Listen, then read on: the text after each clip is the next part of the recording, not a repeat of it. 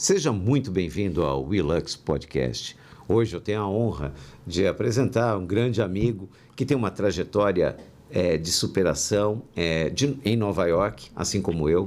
Nós trabalhamos lá há muito tempo e a gente vai falar muito aqui sobre as histórias e as coisas que aconteceram na vida dele. Com mais de 30 anos dedicado ao transporte executivo de luxo em Nova York, ele conquistou aí a confiança de grandes políticos internacionais, incluindo políticos do Brasil, celebridades e show business. Hoje ele compartilha aqui conosco,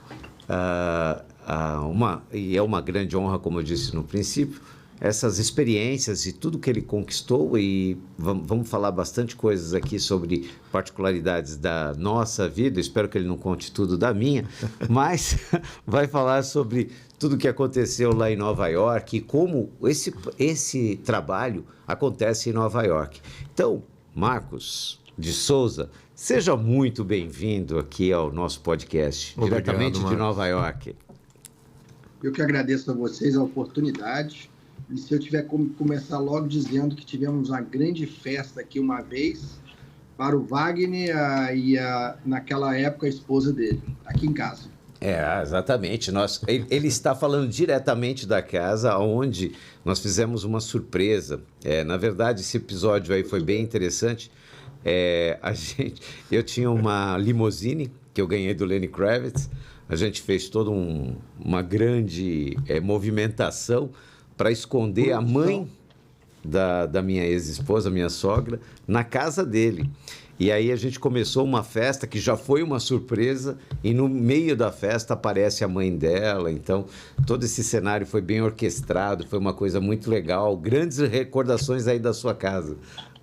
É verdade. Que legal, Marcos, parabéns. Tenho certeza aí que durante esses 30 anos aí você tem muitas histórias, né, de superação, de dedicação aí, discrição, responsabilidade, né? Hoje, pai e cidadão americano aí por conquista. Gostaríamos que você falasse um pouco mais aí sobre a sua trajetória no segmento de Executive Protection e transporte executivo de luxo. Antes de você começar isso aí, já que você tocou no assunto, né, já que ele falou de uma particularidade minha, a gente tem uma certa intimidade, eu gostaria de saber, é o seguinte, uma coisa muito interessante que todos deveriam saber.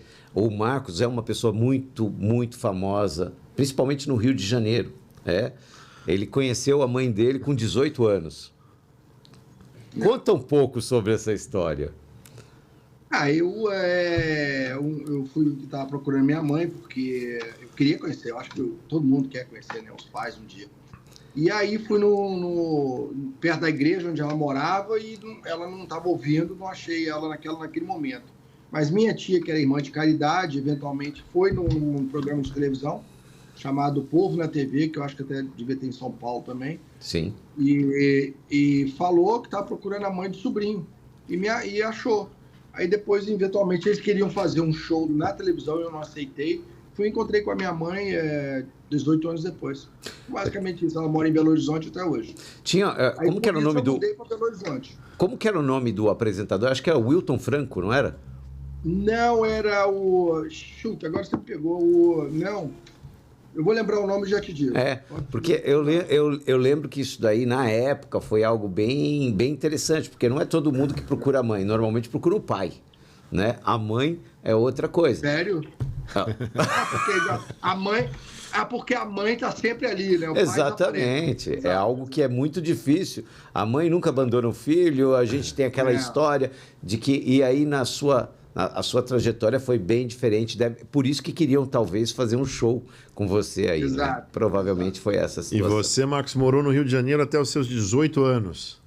Exatamente. Aí mudei para lá, fiquei 4 anos e depois vim parar aqui. O mineiro normalmente tem um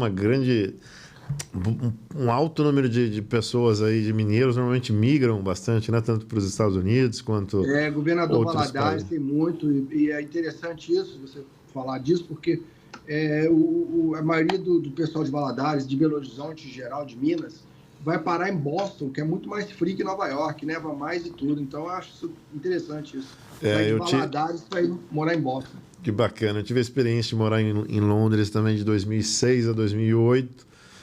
e assim, o maior número de imigrantes ali realmente eram pessoas provenientes de Minas Gerais, né, e Goiânia também, tinha bastante, a grande maioria de Belo Horizonte ali, Governador Valadares, mas que bacana. Vamos. Teve uma oportunidade que eu passei uma semana em Boston com a família e fiquei no hotel lá e tudo. Mas é impressionante. Se você não falar português lá, você não vai a lugar nenhum. Porque lá no hotel era brasileiro, no car wash era brasileiro, no Dunkin' Donuts era brasileiro, é tudo brasileiro. Até a máquina. Ficou muito religiosa aqui. Eu perguntei para ele, eu quero ir num clube, alguma coisa à noite, alguma coisa assim. Ah, não, eu sou religioso, não sei um dia não. Menino novo falando isso. Obrigado por um menino novo aí. Que bacana, Marcos. E em 1987, aqui pela tua biografia, pelo que a gente estudou um pouco, você embarca para Nova York, né? Tendo essa trajetória aí dos 18 anos morando no Rio de Janeiro, depois de ter conhecido sua mãe. O que te levou a ter essa opção aí, esse desafio, né? Porque eu costumo dizer que morar fora é um grande desafio. Só quem de fato viveu fora, né? Como nós, o Wagner também tem uma história em Nova York, você de fato se apaixonou e não voltou mais. Como que foi esse desafio e como que você se encontrou aí com essa profissão, né? Com o serviço de car service, que acho que é mais conhecido nos Estados Unidos, também limousine service, e aqui transporte executivo de luxo, enfim, tem várias nomenclaturas aí, né? Se puder contar um pouquinho da tua trajetória, a gente está com bastante curiosidade aqui de saber. Quando eu já tinha ideia de vir para cá, só que a ideia era ir justamente para Londres, mas minha tia não me aceitou lá, porque era adolescente, não queria um outro adolescente no pé dela. E aí acabou que um primo meu que morou em Nova York durante um tempo, não muito tempo, não chegou nem a 2 anos, ele não aguentava mais porque era muito ligado com família. E eu, como não tive muita ligação com família, não fui criado por pai nem mãe, essas coisas, então foi mais fácil adaptar aqui. Esse meu primo foi para Belo Horizonte e sofreu um acidente de moto que veio a falecer. Quando eu falei com ele antes dele falecer, ele falou, não vai para lá não, que lá é uma M. Não vai para lá não, você não vai gostar. E aí acabou que ele faleceu, infelizmente, e isso me deu vontade de vir. Aí eu vim, foi interessante que minha tia, que era irmã de caridade, né, que você conheceu, a irmã Florinda. Conheci, lá em Taubaté, aqui em São Paulo. Isso. E ela falou assim, olha, se você... Eu tinha 3 noites de hotel, e ela falou assim para mim, olha, se você não arrumar um hotel, de repente não tiver um lugar para ficar, vai ficar no cinema, porque eu ouvi falar que o cinema é 24 horas aberto. Eu vim a saber depois que não era, né? A sua tia? A minha tia, ela achava que era 24 horas aberto. Aí foi a primeira semana aqui, eu já estava trabalhando de engraxate. Meu primeiro trabalho foi de engraxate. Curioso isso. Que era importante. Curioso, isso dá bastante dinheiro aí em Nova York também, engraxate. Não, dá bastante dinheiro se você for dono, tiver um prédio. Se você trabalhar num prédio engraxando, meu amigo, você faz muito dinheiro. E na época a gente... Porque não é só engraxar, você leva sapato para arrumar. Você faz um acordo com um sapateiro que arruma mais barato, faz um desconto para você e você cobra da pessoa, dá muito dinheiro mesmo. E de uma certa forma, esse teu... Eu não trabalhei em prédio, eu trabalhei numa loja, não foi a mesma coisa. Que bacana. E de uma certa forma, esse teu primeiro emprego aí, ele já foi ali uma primeira relação com o executivo, né? Porque hoje quem anda muito de terno e gravata são grandes executivos, na sua grande maioria, né? E eu acho que a maioria também, mais se andava de sapato, porque hoje em dia tem muita você ir para o escritório casual, né? Sim, mas na época... Antigamente era mais, né? E o bom também foi para ajudar a aprender o inglês, né? Porque todo dia eles colocavam o jornal lá para o pessoal que sentava na cadeira para engraxar, para ler. E eu, quando eu estava lá, estou esperando, lia também. Me ajudou muito no inglês isso. Perfeito. Então, esse foi o seu... Você acredita que, se a gente falar assim do teu maior desafio quando você chegou em Nova York, porque tem muita gente que está assistindo a gente e que pode imaginar assim, olha, a vida lá é muito fácil, as coisas são...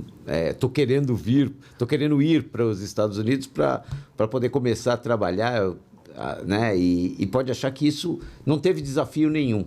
O teu maior desafio aí foi o inglês, foi realmente trabalhar, porque o trabalho, eu acho que em Nova York tem bastante trabalho. O problema deve ter tido outro, né? Qual foi o seu maior desafio?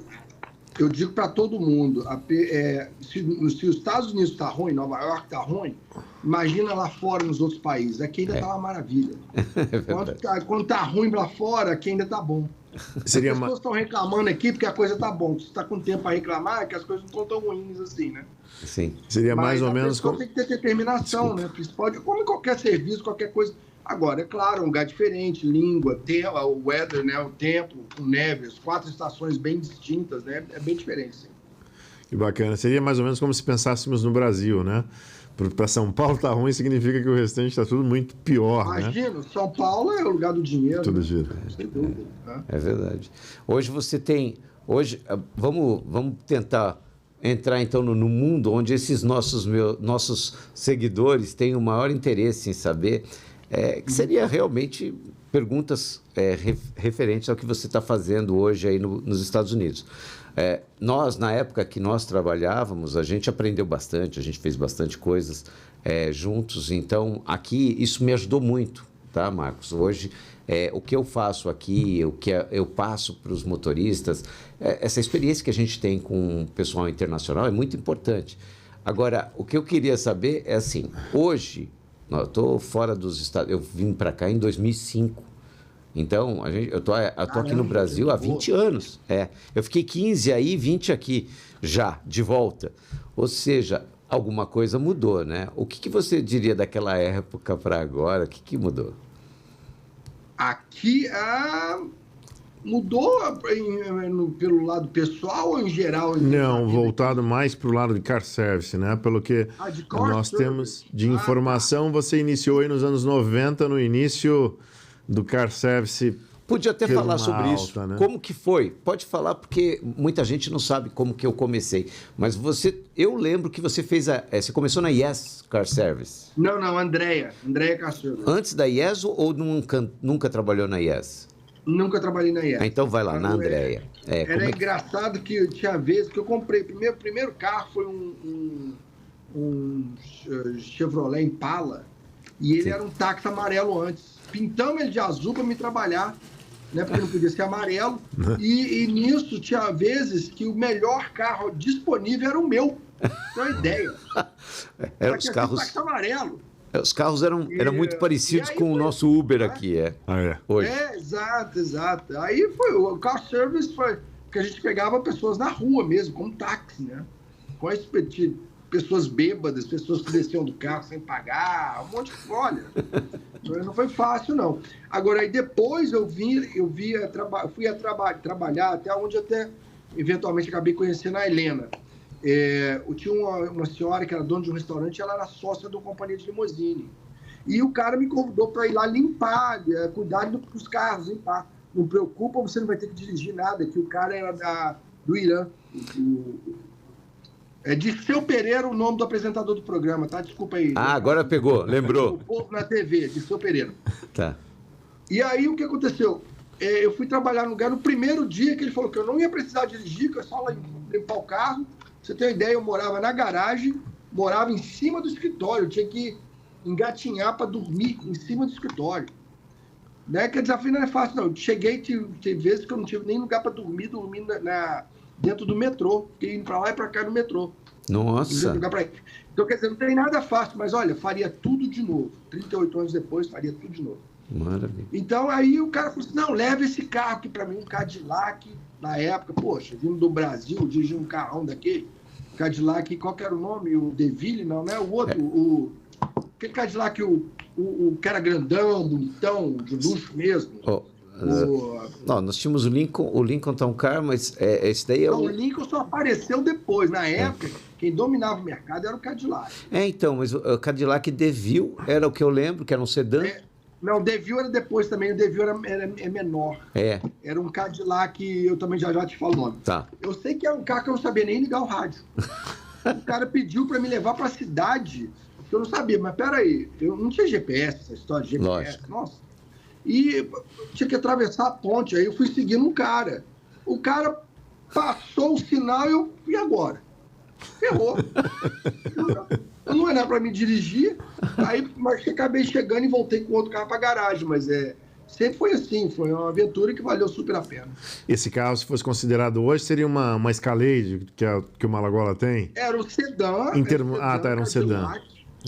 Não, era o carro. E o carro era bom, o carro, você olhava para o carro, não importava se ele tinha... Era de 5 anos atrás, que não mudava muito, né, o carro.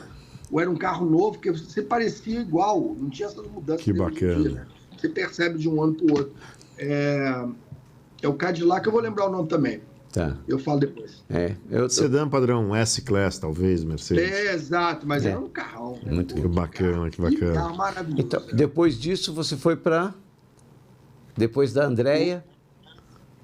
Da Andréia já foi depois. Você não chegou na Andréia ainda, né? Ou foi depois? Eu continuei com a Andréia um bom tempo. E depois surgiu eu trabalhava para um português, depois vinha dirigir para ele tinha carro, dirigia para ele. E um dos clientes uma vez perguntou, olha, eu aluguei um carro, meus filhos não querem dirigir. E eu era motorista, ele disse, quer dirigir o carro para a gente durante uma semana? Eu falei, claro. E ganhei uma grana naquela época, $800 uma semana para mim, era maravilhoso. Sim. Eu dirigi o carro alugado, ganhei $800, foi ótimo. Aí comecei com ele, fui trabalhar com o pai, depois aumentou até... Você fazendo o trabalho correto. O principal em qualquer business, né? Você tem que fazer o correto. Sim, lógico. Que aí você vai longe. É daí que eles apreciam. É daí que vem essas lições de recompensa, né?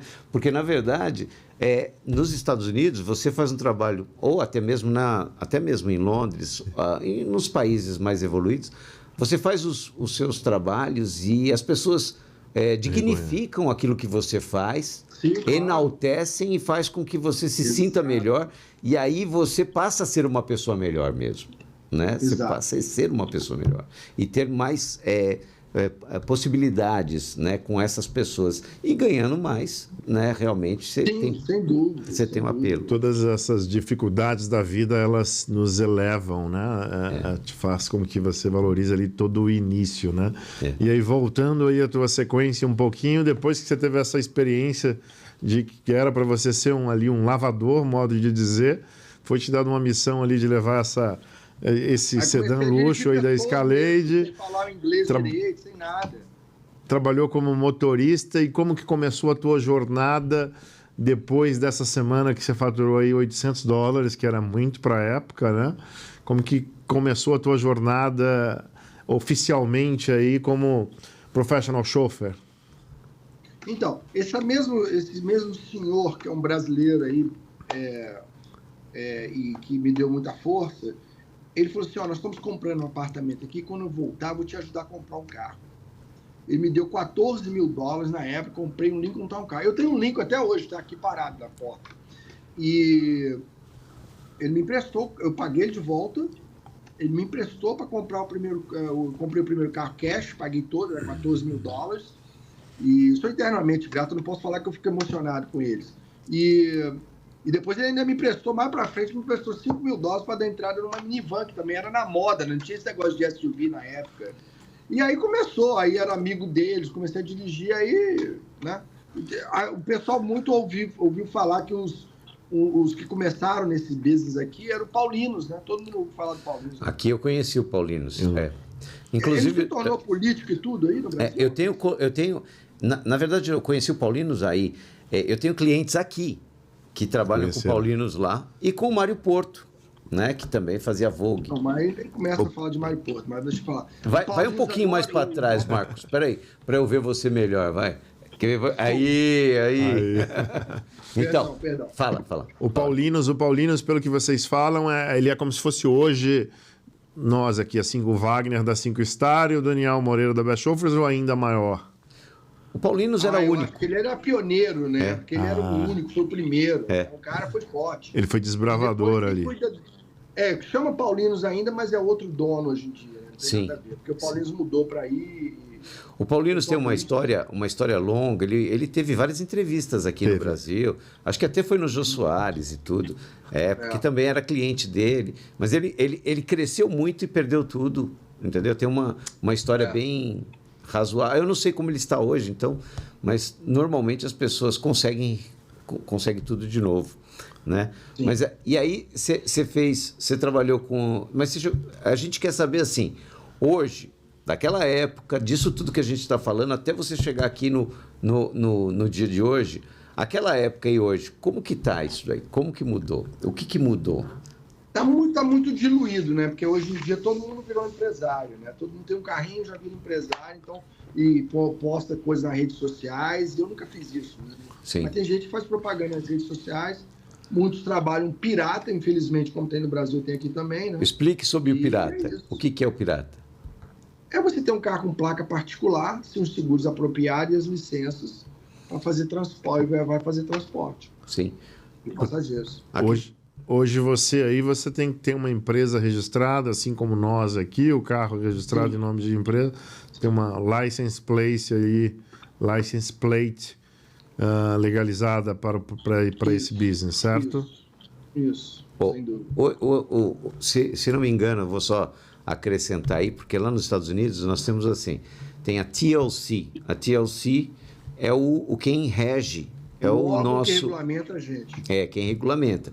Então, as placas nos Estados Unidos, você vê uma limousine e está lá na limousine, começa a placa, começa com T e termina com C. É táxi. Isso. É táxi. Mesmo que seja uma limousine. É uma Mercedes S500. Começa com T, termina com C. É táxi. Mas não é amarelo, não tem problema. É táxi. Ele sempre tá. Esse é carro de serviço. Sim. E existem pessoas que têm uma Cadillac Escalade, por exemplo, que nem eu tenho, não é táxi, não está em nome de empresa, não é, e ela trabalha com o dono dela, e aí esse carro é o pirata, é isso? Tem pessoas que ficam oferecendo no aeroporto e Sim. é por aí. Bacana, Marcos. Aqui até pegando um gancho, aquilo que você fala é como se fosse o DTP. O DTP aqui em São Paulo, ele é responsável pela fiscalização de táxis, tá? Nós temos empresa, eu tenho empresa constituída já há mais de 16 anos, até um ponto para a gente entrar um pouco aqui em questão. Wagner também tem empresa há mais de 30 anos. Veículos registrados em nome pessoa jurídica, emitimos nota fiscal e tudo, e aqui ainda a gente está quase que numa fase final, assim, mas de vez em quando tem esse departamento, ele persegue ali alguns profissionais da nossa categoria, dizendo que eles são ilegais, né? Mas, ou seja, algo um pouco contraditório, né? As nossas empresas, elas transportam os grandes empresários, os grandes artistas internacionais de show business, políticos inclusive, de comitivas internacionais e comitivas nacionais também, e em algum momento a gente tem tido esse tipo de problema aqui. Essa é até uma das principais razões que nós criamos esse projeto, né, o Ilux Podcast, para trazer mais visibilidade, né, e reconhecimento da nossa categoria, né? Além de outros projetos aí que nós temos também, como um curso que nós já temos aí 100% validado, né? Digamos assim, em breve teremos isso daí para os nossos seguidores, né? E profissionais que queiram ingressar neste mercado e também profissionais que já atuam nesse mercado, mas que precisam de uma reciclagem, né? E que enxergam esse potencial. Qualquer um de nós precisa disso. E isso vai ser um curso, online ou... É um curso online. É um curso online. A gente tem a gente está aqui dando um spoiler, né, no nosso podcast, e esse curso passa online. Aliás, você pode ver aí na descrição do canal, quando isso for ao ar, você vai ver sobre o link de como você se inscrever no curso. Agora, esse curso, vocês, como é que é aí? Aí, você... para entrar... Estão me avisando aqui, para entrar no link do WhatsApp, tá? Só pegando um gancho também, Marcos, na verdade esse curso vai ser, digamos que híbrido, tá? Boa parte dele de conteúdos online, que nós já temos uma parte desses conteúdos gravados, e a parte desse curso também prático, né? Pensando no curso de Direção Defensiva e Evasiva Antissequestro que nós temos aqui em São Paulo. Já fizemos algumas vezes e precisamos fazer sempre uma reciclagem, porque os modos operantes aí do trânsito de São Paulo e tanto da criminalidade, infelizmente falando, eles mudam, né? E temos algumas questões também de cursos voltados para grandes multinacionais que têm ali a sua equipe de motoristas profissionais e que são motoristas orgânicos da empresa que dirigem a sua frota própria, né? Esses cursos, especialmente falando, eles serão, na sua grande maioria, aí, 100% físico, né, em loco. Isso é um projeto aí bastante desafiador, né? Essa é a nossa ideia, né, desde o início. Eu e o Wagner aqui em São Paulo temos um reconhecimento bastante interessante aí por parte de grandes profissionais. Muitos deles nos enxergam, né, Wagner, Sim. como referência de mercado. Sim. E a nossa ideia é isso, deixarmos um legado, né, da nossa história, porque não basta conhecimento, infelizmente a gente não leva para outra atmosfera, penso eu, né, para um outro cenário, né, fora da Terra, né? Então a nossa ideia é sempre deixar um legado. Vocês têm alguma coisa parecida aí nos Estados Unidos em relação a isso? Não nesse nível, porque vocês têm carro blindado, tem todo outro tipo de operação que está preocupado com outras coisas também, além disso. O que nós temos aqui, o órgão que regulamenta a gente, que é o TLC, que ele falou, e nós temos a nossa, como fala, sindicato. Então, nós temos de 3 em 3 anos, por exemplo, a gente faz um curso para diminuir, você tem um desconto no seguro de 10%. Só que eles pagam para a gente fazer o curso, que é $300, leva 8 horas, num dia 8 horas, é presencial. E também tem um curso que você ganha, eu acho que é 250 ou 150, não lembro mais, para saúde mental também, né? Sim. É importantíssimo. Sim. Tá? E é basicamente isso. Tem um apoio bastante vasto, em termos até de seguro de saúde, com exames de vista. É uma coisa até que ficou muito melhor. Nisso melhorou bastante. Sim. Melhorou Da bastante. época que eu estava lá, não tinha isso. Não tinha. Não tinha. Não tinha. Mas existe os Estados Unidos, ele oferece para as pessoas um apoio tão grande. O Marcos sabe, viveu uma história comigo quando houve a queda das Torres Gêmeas, e nós trabalhávamos numa companhia chamada Viral, né? A Viral, você trabalha nela ainda ou não? Ainda estou na Viral, porque é uma... Como que vocês falam aí? Que é cooperativa. Cooperativa. Uma cooperativa. Nós somos os donos da companhia. Então. E até vendemos, foi vendido o prédio que a gente tinha e cada um recebeu o seu parte. Olha que legal. Mas ainda continuamos sendo dono da companhia, mudando para uma casa, uma coisa bem menor. Também com aquele negócio. Hoje em dia, as companhias de transporte aqui se uniram para poder competir com a Uber.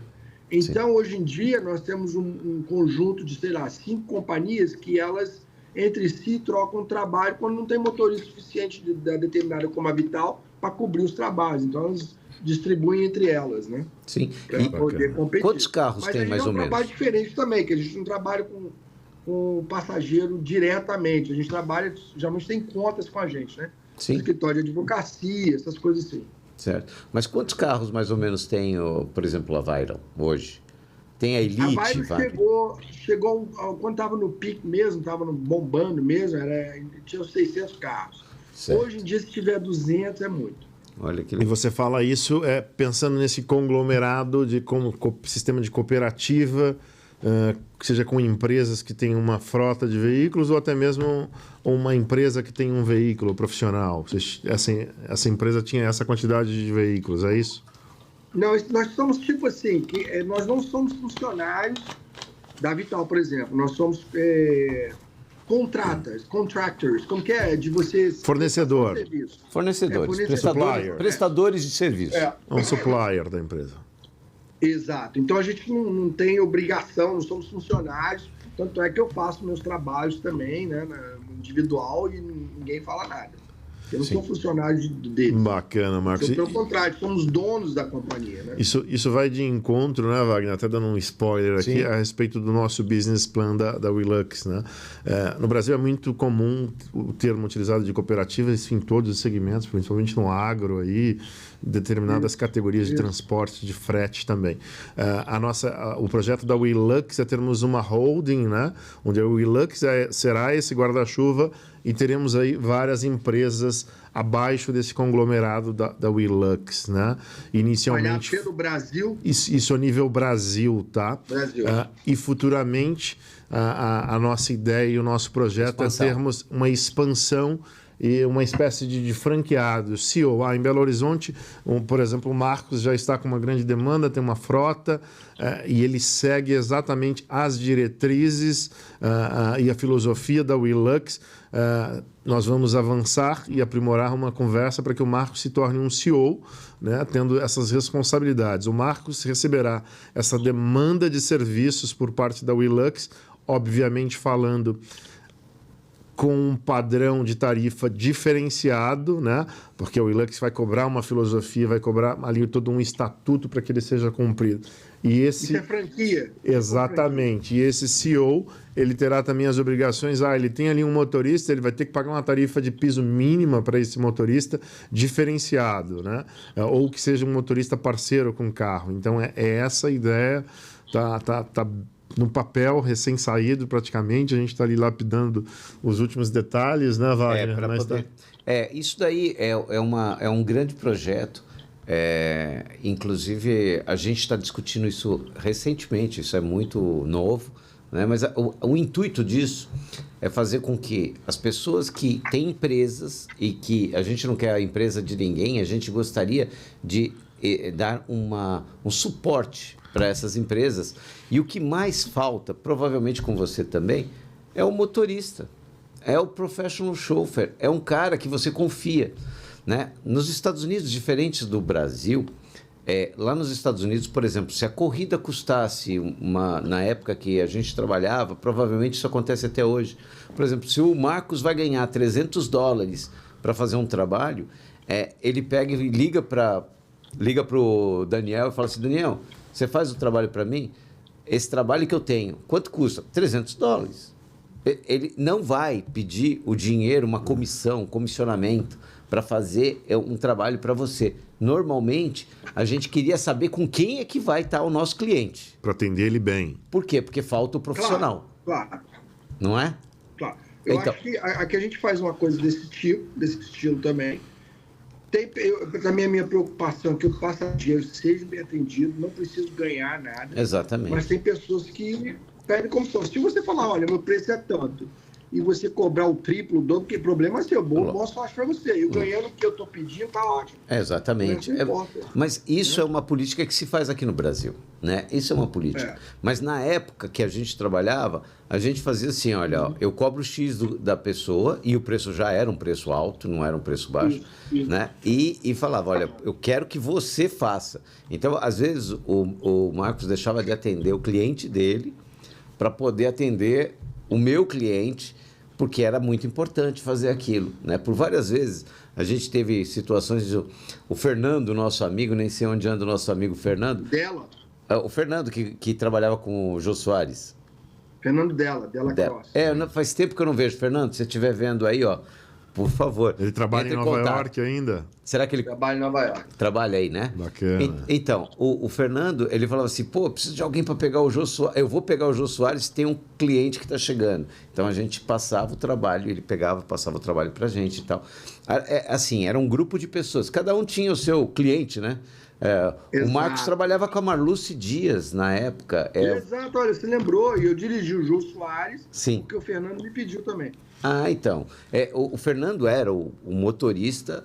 Dessas celebridades. Da celebridade Jô Soares. Só o Jô Soares. Era. E a gente tinha o do Faustão. Como que era o nome do motorista do Faustão? Euler. Agora eu não vou lembrar. Euler? Pode ser. Euler. Eu acho que era Euler. O nome dele. Ele mora em Orlando agora, ele não mora mais aqui. Ele não mora mais aí. Aí era o motorista do Faustão. Aí tinha motorista de várias pessoas, era bem interessante. Então, a gente trabalhava com bastante celebridades. Que bacana, Marcos. E com certeza ao longo desses 30 anos aí você já deve ter atendido muitas celebridades, tanto internacionais quanto nacionais, né? Você consegue nos citar aí uma grande celebridade nacional aqui brasileira e uma internacional que tenha tido uma história marcante na sua vida, com algum episódio de superação aí que você tenha tido? né? Claro que você já falou desse teu cliente especial aí no início, que te emprestou aí 14 mil dólares. Hoje a gente está falando em torno de 75 mil reais. Hoje já é um grande valor para se emprestar, sem sombra de dúvida. Esse é um ser humano. Se você for o valor do 14 mil dólares agora, seria muito mais que isso, né? Sim, Na época de 93. 50 mil dólares hoje, fácil. Pois é. Quais são os nomes aí que você traz para a gente que tem uma história marcante aí na sua vida? Sei lá, a Ana Maria Braga, Miriam Leitão, sei lá, muita São gente, assim, pessoas que você... Isso, muita gente que eu vou... Pessoas que você trabalha aí, teve alguma coisa diferente, uma história, alguma coisa assim? Histórias tem diversas, né? Com ela? Que você possa contar, né? Exatamente, que eu possa contar, né? Mas com certeza teve. Você deve ter um livro cheio de fotos. Nada, não tem zero. Eu vou te falar quem eu dirigi, se você acreditar bem, provavelmente não vai acreditar, igual se vocês me falarem também, eu vou falar, esse cara tá de... E com certeza aqui muitos dos nossos ouvintes, né, espectadores devem perguntar por que, né, não tirar essa foto. Claro que a gente aqui sabe, mas gostaríamos de perguntar o porquê, né, que você sempre tem esse padrão e essa postura e ética profissional, costumo dizer, em relação à foto, né, divulgação. Profissionalismo. Vou te contar a história, que agora lembrei. Eu dirigi o Bruno Barreto indo para Providence, que ele ia ter um show do cinema brasileiro na Cineasta, universidade. Bruno Barreto. O diretor de cinema, E depois, no dia seguinte, eu estava trazendo o ex-presidente do Brasil, o Fernando Henrique. Uau. E nisso, um amigo do Wagner, que eu conheci do Wagner, de São Paulo também, não sei se eu devo citar o nome, falou assim para mim, olha, eu te dou o dinheiro de você fazer o trabalho não quero ganhar nada, o trabalho de trazer o Fernando... Bruno Barreto. Como que é o nome dele? Desculpa, Fernando Henrique Cardoso, presidente? Fernando Henrique Cardoso, para a cidade, que eu só quero tirar uma foto com ele. Eu falei, meu amigo, não vou fazer isso. E realmente, nunca nem passou para a cabeça tirar foto. Bom, não vou contar mais da história, que tem mais, mas o cara foi sensacional, não teve nada disso. Eu fiz o trabalho e acabou. Agora, se vão acreditar ou não que eu dirigi o Fernando Henrique... Sim, claro, acreditamos. Eu também dirigi o Fernando Henrique, eu sei que ele é uma pessoa simples demais, tranquilo. Mas isso é uma das principais coisas que nós ensinamos aí no nosso curso, né? O cliente, ele é sempre o seu cliente super VIP, né? E sendo uma celebridade aí conhecida internacionalmente ou nacionalmente, você tem que tratá-lo sempre como um outro VIP que você está atendendo, né? E jamais ter a tietagem, né? Aqui no Brasil nós já tivemos alguns eventos aí mais de streaming, né? de grandes artistas, e eu já vi pessoalmente um segurança ser literalmente cortado de uma operação porque ele tirou uma foto ali com um artista. É claro que tem algumas empresas e alguns profissionais que vivem essa tietagem toda e tá ali, tira uma foto, posta. Não é a nossa filosofia, não é o que a Wilux preza em termos de profissionalismo, né, Wagner? Sim. O que eu ia, só para completar, né? A gente que faz isso, ou você aí que está assistindo a gente, nós temos que ter profissionalismo. Tirar foto, aquilo que ele está falando. Hoje, o Marcos certamente tem uma carteira de clientes enorme. Invejável. Exatamente. É isso que a gente está tentando fazer com que você absorva e venha a ter também. Mas para isso vocês precisam seguir certas diretrizes, né? E uma das principais é essa, a gente ter essa sensibilidade de não entrar nesse fanatismo, né? Algum dia eu vou dizer para vocês da onde que vem, eu posso dizer hoje, se vocês não sabem da onde que vem o fã, ele, que é um fanatismo, na verdade, é de um instinto mais primitivo que nós temos. O ser humano tem um instinto tão primitivo e esse instinto é o do canibalismo. Esse instinto é assim que as pessoas querem ter alguém próximo a ele. Então, se você quer estar com alguma pessoa e você tem o desejo de estar com ela, o canibal, ele não comia a pessoa porque ele estava com fome. Ele comia as pessoas para ter a beleza, a força, a inteligência daquela pessoa que morreu. Ou seja, se ele era um bravo guerreiro, eles cultivavam essa pessoa, né, comiam partes dela para poder ter aquilo. Então, onde vocês... essa é uma coisa muito importante. Quando você vê uma pessoa que tem esse tipo de instinto elevado, se você é um fanático, se você é uma pessoa que quer ter uma pessoa, você imagina como que o artista se sente. Ele se sente que ele vai ser comido, literalmente. Você vai querer arrancar uma orelha dele, vai querer... Por quê? As pessoas fazem isso mesmo. Se ela puder pegar um cabelo da pessoa, o que aconteceu com o Fernando Henrique aí com o Marcos é isso. É o espelho daquilo que eu estou acabando de falar para você. O fanatismo vem disso, é um instinto do ser humano. E não é muito bonito isso. E pegando um gancho hoje aí, né? O nosso serviço, ele tem sempre ali, em paralelo, o fator de segurança, né? Um transporte executivo com segurança. E hoje é muito mais conhecido, né? O stalker, né? Então ali você tem um fã que ele às vezes pode ser um pouco louco ali, uma questão de segurança, ou um hotel que não tem uma infraestrutura para suportar ali uma quantidade X ou Y de fãs. E você tira uma foto ali e você fala exatamente a localização. É como sempre uma operação de guerra, né? E segurança. Não é isso, Marcos? O caso de vocês também, eu acho que envolve a segurança até de vocês mesmos, né? Sim. Põe vocês mais ainda com essas coisas, né? Sim. Então é importante não só de quem você está atendendo, como de vocês, né? Sim. É muito importante a gente falar isso para o pessoal que está assistindo, porque é uma dica, assim, é muito grande. Porque às vezes as pessoas estão dirigindo uma pessoa e ela fala assim, não, tudo bem, nenhum eu gostaria, mas eles pensam exatamente assim. E tem muita gente que quer trabalhar até de graça. Tem gente que como o exemplo que o Marcos mesmo comentou. Tem gente que inventa, você acredita? Tem pessoas que inventam, eu já dirigi essa pessoa. Aí essa pessoa veio a primeira vez para o Brasil. Mas eu já dirigi. Aonde? Aqui. Quer dizer, é só para poder ter o prazer de estar com a pessoa ou dizer que esteve. Gente, nós não trabalhamos por prazer. Trabalho nunca foi prazer. Profissionalismo, sim. Profissionalismo dá um certo prazer. Agora, isso que o Wagner está falando, Marcos, é até um caso... Recentemente nós fizemos uma operação juntos aí com 2 Escalades, né, atendendo um rapper americano. E um outro grande rapper internacional que estava também, que é um artista ali um pouco mais difícil, digamos assim, né? De se trabalhar, e um motorista, um outro se empolgou. Eu falei, eu já o atendi, né? E, na verdade, ele nunca tinha atendido, porque acho que de 3 vezes que ele esteve no Brasil aqui, acho que essa é a terceira, eu atendi uma vez, você atendeu outra. Então, não tinha como ele esse terceiro agora. Exatamente. Mas, assim, acontece das pessoas falarem isso, e alguns produtores...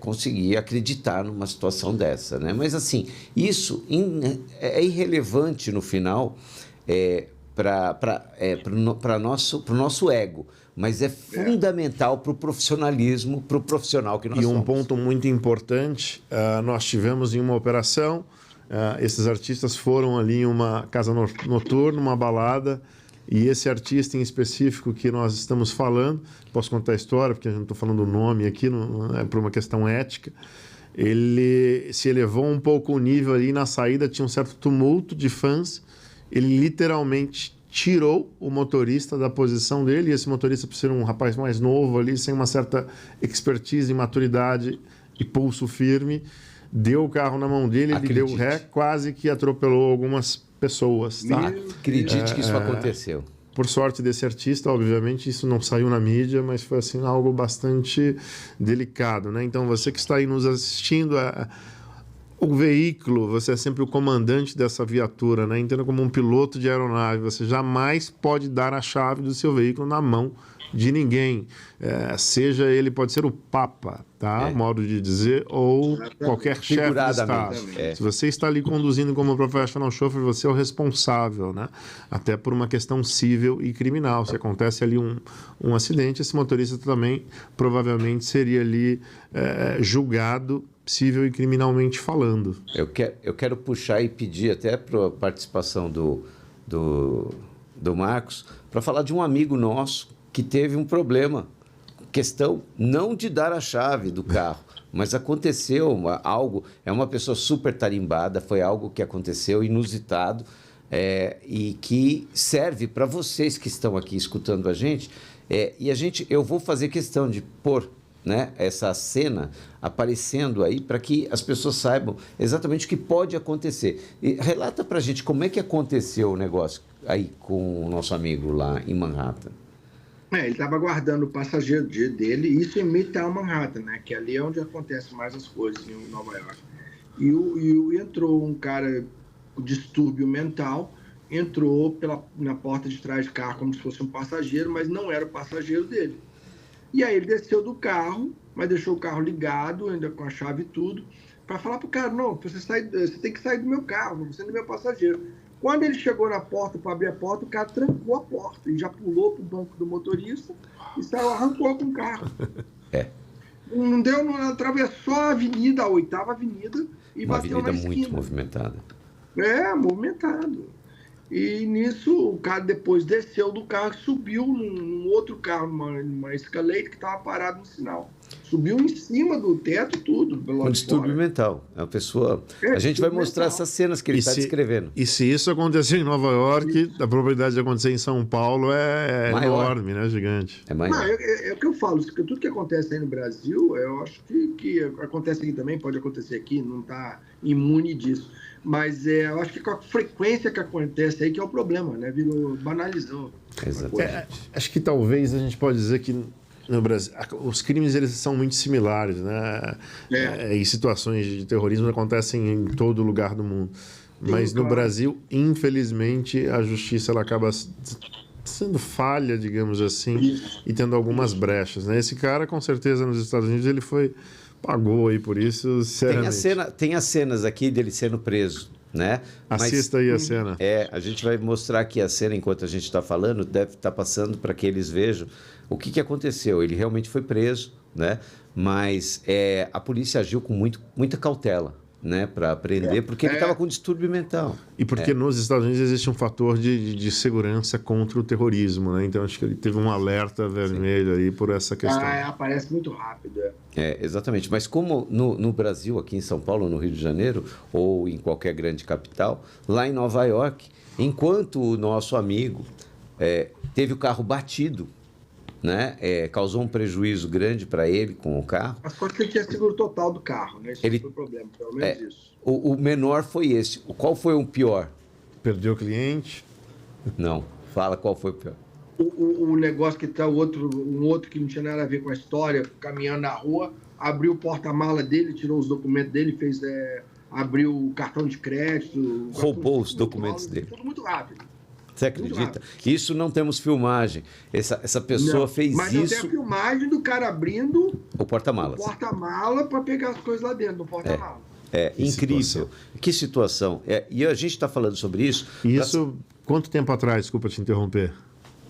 Boa pergunta. 6 meses. Um ano? 6 meses? Não, foi no início do ano. Foi recente isso. Foi no início do ano. Foi recente. Foi recente. Foi no início do ano. Ou seja, é isso que a gente está falando aqui.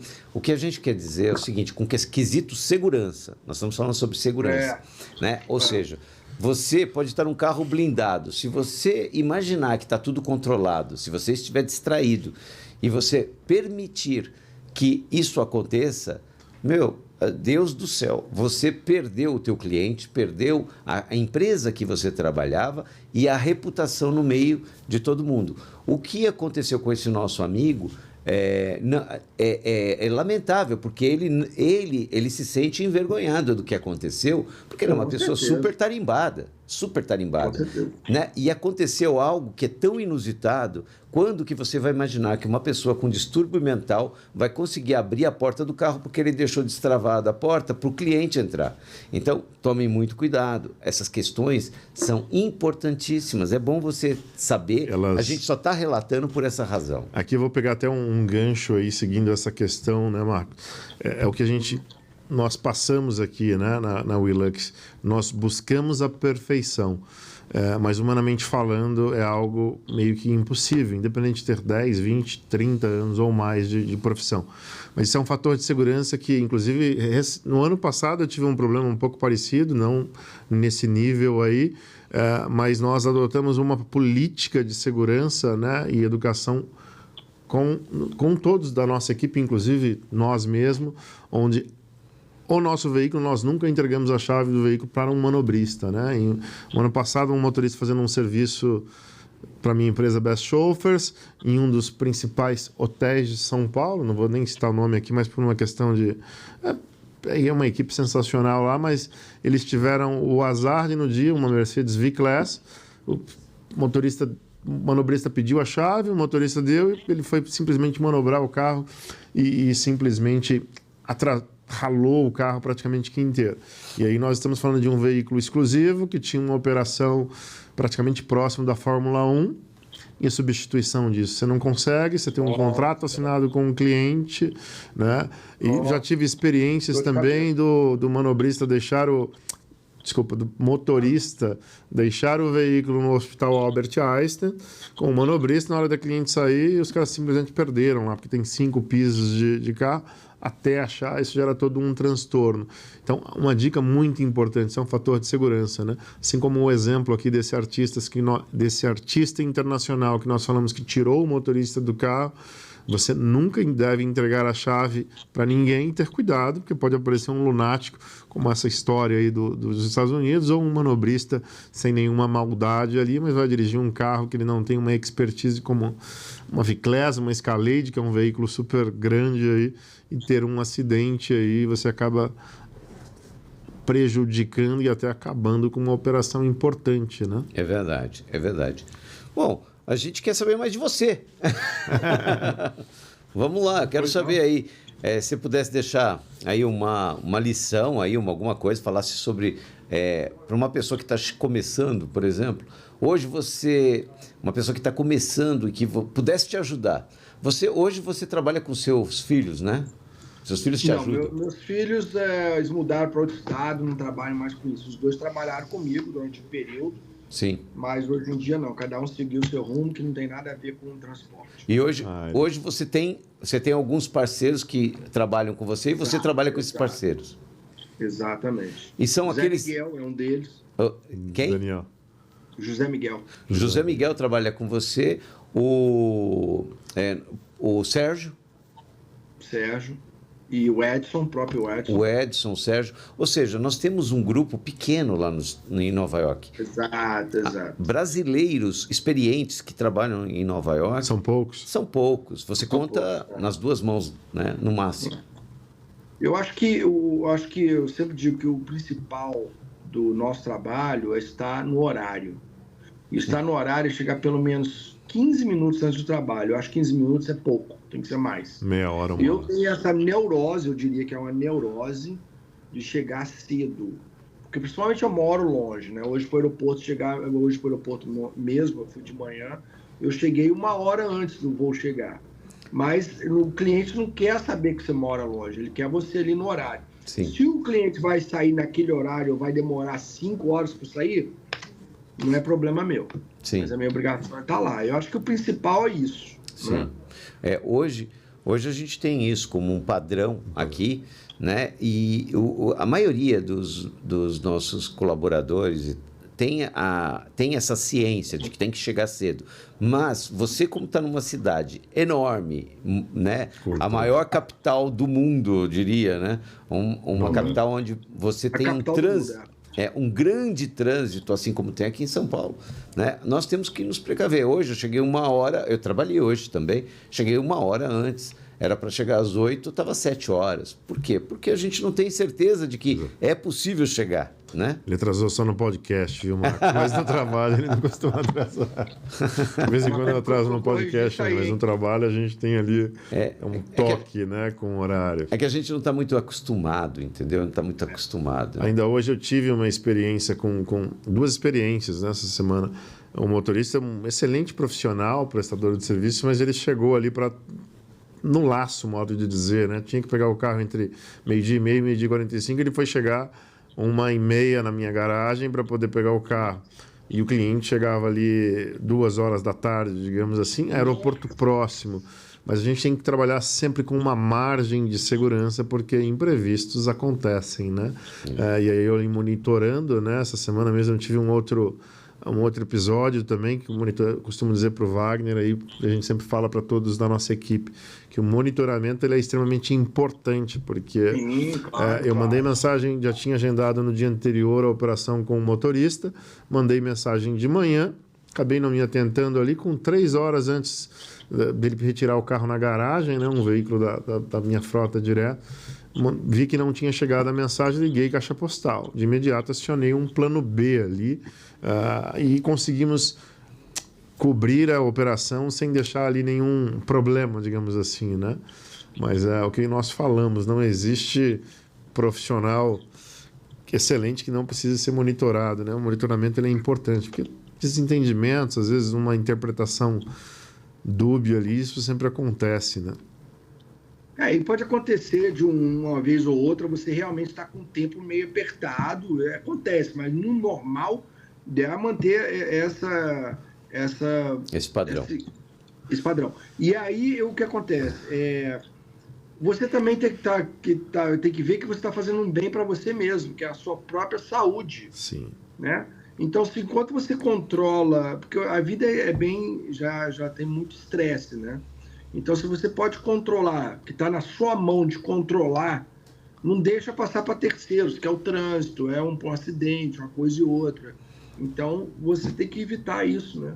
Sim. O Marcos trabalhou... o Marcos teve uma experiência muito grande, até... eu gostaria que você até comentasse, na pandemia, o Marcos deixou de trabalhar com transporte, né? Assim como todos nós. Todos nós. E o que você fez, um cara experiente, como nós, todos nós aqui somos, o que você teve que fazer para subsistir? O que você fez? Em março de 2020, nós estávamos aí no Brasil, voltamos correndo, porque o Trump estava fechando os voos para a China. Eu falei, o próximo é Brasil. E aí nós voltamos correndo e já tinha a minha cunhada que estava cuidando de um senhor de idade, com problemas de saúde, porque ela conheceu através de limpar a casa deles, né? Minha esposa ia com ela também ajudar. E aí apareceu essa oportunidade de cuidar dele, né? Cuidar mesmo, ser cuidador na casa dele. E nós ficamos dentro da casa dele por 4 anos e meio, cuidando dele. Olha só nós 3, minha cunhada 40 horas por semana, o resto era eu e minha esposa. E teve uma vez que eles todos foram para o Brasil, porque a mãe não estava bem de saúde, eu fiquei 3 semanas com esse senhor sozinho. 24/7, 24 horas por dia, 7 dias a semana. Alimentando. Brasileiro, esse senhor? E caramba. Brasileiro? Não, americano. Assim, 2 metros de altura, jovem para os dias de hoje, né? Com, sei lá, 75 anos, agora está com 7, vai fazer 79 agora. Estamos cuidando dele ainda, só que agora ele está no asilo. Então, minha esposa já foi lá hoje, nós vamos 7 dias por semana, passamos 3, 4 horas lá com ele, né? Porque no asilo tem, sei lá, 30 pacientes lá para uma pessoa para cuidar. Então, a pessoa acaba sendo negligenciada, né? E não é justo com ele, porque ele não sai mais da cama. Então, a gente faz coisas que eles não fazem lá. A gente tira ele da cama, leva para fora para tomar sol e tudo. Agora, se você falasse para mim, depois de 30 e tantos anos aqui, falasse, olha, você vai ter que trabalhar, fazer um trabalho que você nunca fez na vida, que não tem experiência nenhuma. Eu falei, você tá maluco, eu vou continuar dirigindo. Nas condições normais, eu não teria feito esse trabalho. Agora, foi extremamente importante como experiência de vida e também, de certa forma, financeiramente, que a gente continua pagando as contas, né? Uma questão humanitária também, né? Deve ter feito uma baita diferença aí na sua vida, né? Mas você dá banho na pessoa, limpar a fralda. E quando eu fiquei 3 semanas com ele sozinho, a gente dava para ele lá na casa dele, era um dia sim, um outro não, de banho. Um dia sim, um outro não. E eu mantive isso. Eu não sozinho mantive, porque eu acho que é importante você fazer promessas para você mesmo e cumprir. Não é pelos outros, não é fazer a coisa que você prometeu para você mesmo. Você não pode se enganar a si próprio. E bastante assim, uma experiência de vida que você não tem ideia. Ó, Parabéns. Eu vou dizer para você, isso aí chama-se moral. Tudo aquilo que você faz quando ninguém vê é a sua moral. Agora, Exatamente. A ética, Deus tá você vendo, pode né? E ensinar. você sabe, só vocês dois. Exatamente. A religião é alguma coisa que deve ter aumentado em você depois dessa experiência, né? E isso mostra como que nós somos. Nós, chauffeurs, temos que ter essa conduta que você teve. Ela é muito bonita. Ela mostra o que nós somos. Por isso que eu pedi para você falar, porque eu sei que isso mexeu muito com você na sua vida. Demais, até hoje. Até hoje, você vai num asilo que talvez você não ganhe o dinheiro que você ganhava e nem precisa, você quer ir lá por uma questão de humanidade. E é a mesma coisa que nós fazemos. Nosso trabalho diário, você sabe de pessoas que precisam de você. E o que você quer? Você quer atender a pessoa que precisa de você. Você não está indo lá ganhar o dinheiro ou bater o ponto. Exatamente. É o que nós já falamos aqui, Marcos, em alguns episódios, né? Servir é um dom, né? Ser um professional chauffeur, estar nessa função que você atuou aí por 4, 5 anos e ainda atua aí part-time, digamos assim, é um dom, né? Isso é um dom muito bonito aí no ser humano. Parabéns. E eu tenho certeza que vocês também aí vão além do que vocês precisam fazer. Sim. Né? Então, acho importantíssimo isso. Nossa meta, eu costumo dizer, é sempre buscar... Você precisa do cliente, eu sempre falo isso também. Nós precisamos do cliente, eles não precisam da gente. Tem Marcos aí, Daniel, Wagner, que pode fazer um trabalho até melhor que a gente. Sim. Mas a gente faz um trabalho que é diferenciado nesse sentido. Exatamente. Do lado humano, como vocês falaram, né? Não é só o dinheiro, não, viu? Nunca foi. Dinheiro, não. Envolve muito mais que isso. Nunca foi e nunca será. Porque se for, já está errando. Quem está fazendo isso e está nos assistindo aqui, faz isso porque gosta do dinheiro que ganha, mas não tem prazer em fazer. Exatamente. Olha, isso aqui não funciona. Não é um bancário. Não funciona. Não é um bancário. Um bancário, às vezes, ele não quer nunca mais ver dinheiro na frente dele para lhe contar, ele não quer nunca mais fazer conciliação e nunca mais ouvir falar, e isso é real, nunca mais quer ouvir falar em meta, bater metas, vender um produto. Isso. Então, isso é um bancário. Ele faz aquilo para ganhar dinheiro. Nós fazemos o que nós gostamos e amamos fazer. Porque senão você não faz. Senão você não faz. Nós costumamos dizer aqui que o dinheiro, o salário, a receita, ele é a consequência de tudo que você planta aí com muita dedicação, com muito carinho, com muito amor. Dedicação. Né? Exato. É isso, Marcos. Parabéns aí pela história. Infelizmente estamos todos nós temos uma história, né? Todos nós temos. Sim. Exatamente. Parabéns. Infelizmente a gente está chegando praticamente no final aqui do nosso podcast hoje e deixamos aí para que você fale por um minuto aí seus agradecimentos que você queira, que você quiser falar. Eu acho que no nosso trabalho é muito importante fazer essa reciclagem que vocês falaram. E às vezes, como eles gostam de falar aí no esporte, né? Isso é no futebol, beisebol, o que for, você ganha uma partida, às vezes, nos mínimos detalhes. Aquele jogador, aquela pessoa que não aparece, mas faz uma coisa que é nos detalhes. Eu cito por exemplo, quando eu fui fazer minha primeira aula lá de como lidar no trânsito, essas coisas todas, e eu pensei comigo, já dirijo há tanto tempo, o que eu vou aprender com isso? Não tem nada para me aprender, eu já sei tudo. Chegou lá, o cara falou assim para mim, o instrutor falou assim, vem cá, quando alguém tá te xingando no trânsito, tem aquele, como a gente fala aqui, road rage, né, que a pessoa tá revoltada e te faz ameaças e tudo, para que você vai entrar com uma discussão com o cara? Qual que é a chance de você ver aquele motorista de novo na sua vida? Praticamente zero, mínima. Então, vai com Deus, deixa aí, acabou. Isso. Entendeu? Você tem que ver que marido, às vezes está com uma pessoa atrás que não quer passar por isso. Se você entrar em discussão, xingar isso, não vale a pena. Deixa a pessoa aí, vai com Deus. Sempre pensa que aquela pessoa está querendo jogar a vida dele, o lixo da vida dele em você, transferir para você os problemas dele. Então, Exatamente. Deixa para lá e que é a melhor coisa que você faz. Ótimo spoiler. Exatamente. Faz parte da nossa Então, filosofia. A gente tem sempre para aprender, a gente nunca sabe tudo.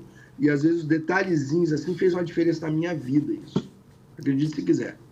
Como?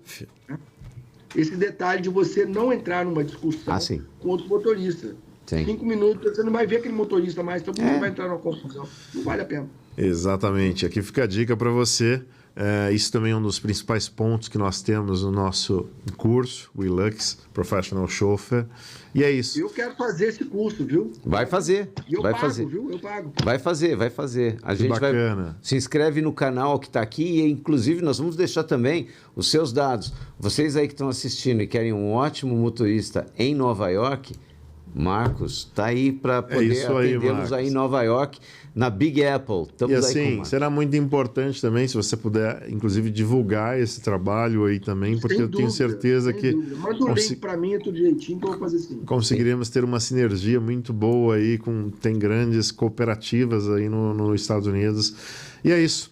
Esse foi mais um episódio especial WeLux Podcast, onde os bastidores se transformam em palco e a excelência ganha sempre voz. E se você gostou desse programa, se você achou que ele tem interesse para outras pessoas, por favor, compartilhe aí com seus amigos e se ligue no canal. Fique atento que a gente vai ter muitas outras histórias. E, aliás, siga sempre o nosso canal aí no Instagram e também no YouTube. Aperte lá o sininho para que você seja sempre notificado. E em todas as segunda-feiras, às 20 horas, nós teremos um episódio novo feito especialmente para você. Obrigado pela oportunidade. Isso aí, Marcos. Nossa, obrigado. Obrigado, viu? Um abraço. Até mais. Tchau, obrigado. Tchau, tchau.